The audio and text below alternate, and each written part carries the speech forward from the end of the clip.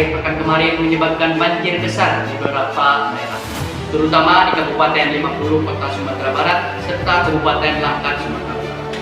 Ratusan rumah terendam, akses jalan nasional sempat terputus, dan ribuan warga terpaksa mengungsi ke tempat yang lebih jauh. Hingga kini, petugas gabungan masih melakukan evakuasi dan pendataan kerusakan di lapangan.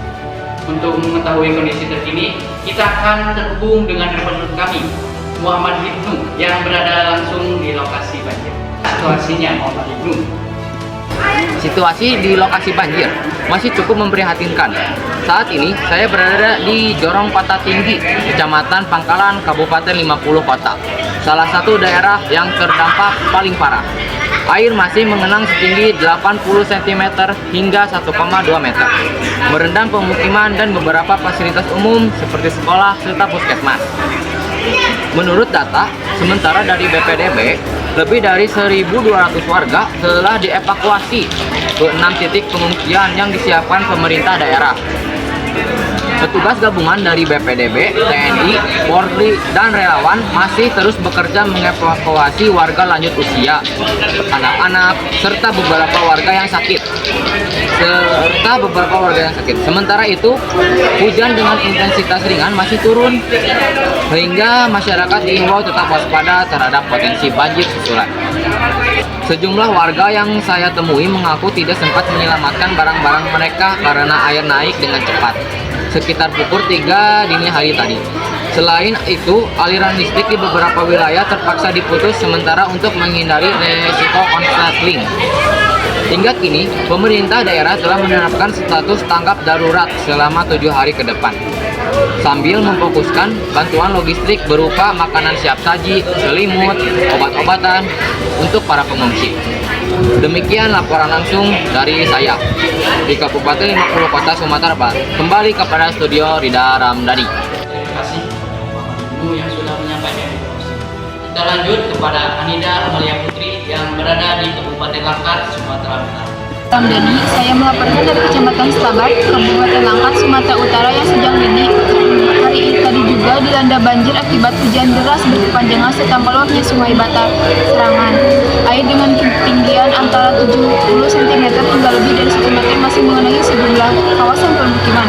Beberapa desa seperti Karangrejo, Banyumas, dan yang terdampak paling parah, jalan penghubung antar desa tidak bisa dilewati dengan roda 2 maupun roda 4 karena arus yang cukup kuat.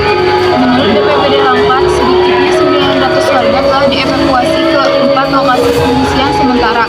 Relawan organisasi kemanusiaan masih melakukan evakuasi lanjutan, terutama bagi warga lansia, balita, dan warga dengan kondisi kesehatan tertentu.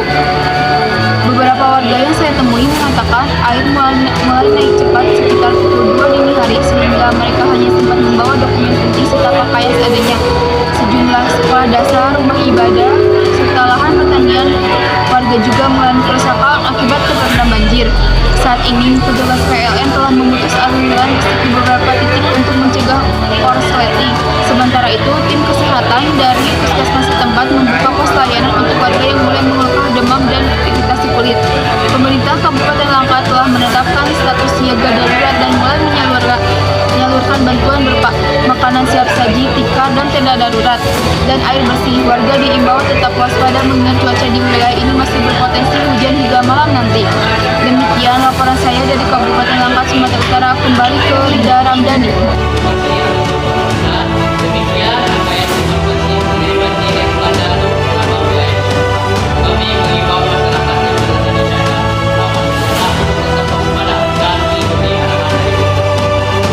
Informasi selengkapnya akan terus kami perbarui di program berikutnya.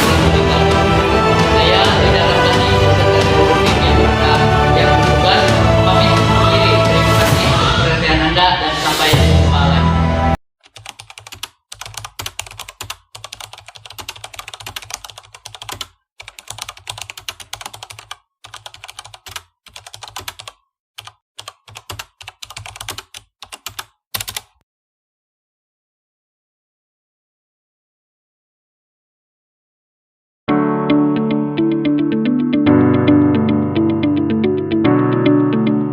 Relawan masih terus bekerja mengevakuasi